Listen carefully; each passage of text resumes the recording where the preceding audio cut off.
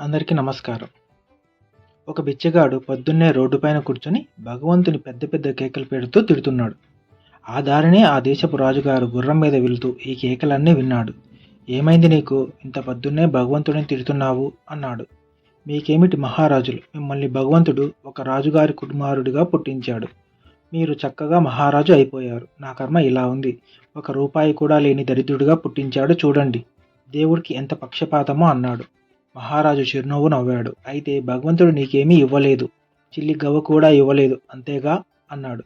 "నిజం చెప్పారు మహారాజా" అన్నాడు బిచ్చగాడు. "సరే అయితే నీకు 10,000 వరహాలు ఇస్తాను. నీ అరచేయి కోసి ఇస్తావా" అన్నాడు రాజుగారు. "భలేవారే, అరచేయి లేకపోతే ఎలా" అన్నాడు ఆ బిచ్చగాడు. "సరే, నీ కుడికాలు మోకాలు వరకు కోసుకుంటాను. 1,00,000 వరహాలు ఇస్తాను, ఇస్తావా" అన్నాడు మహారాజు. ఎంత మాట! ఆ గాయం మానటానికి ఎంత కాలం పడుతుందో ఏమిటో. "ఇవ్వను" అన్నాడు బిచ్చగాడు. "అన్నింటినీ కాదంటావు. ఆఖరికి అడుగుతున్నా. 10,00,000 వరహాలు ఇస్తాను. నీ నాలుక కోసి ఇస్తావా" అన్నాడు రాజుగారు.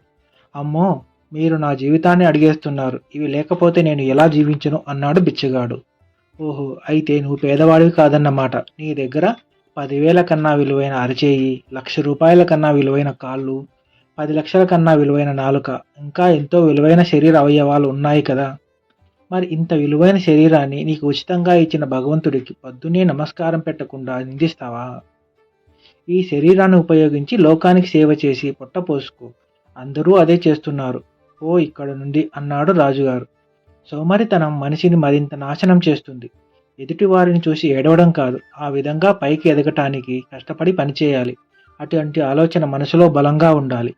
మంచి ప్రణాళిక సిద్ధం చేసుకోవాలి. అంతే తప్ప కష్టపడడానికి సిగ్గుపడితే జీవితం నాశనం అవుతుంది.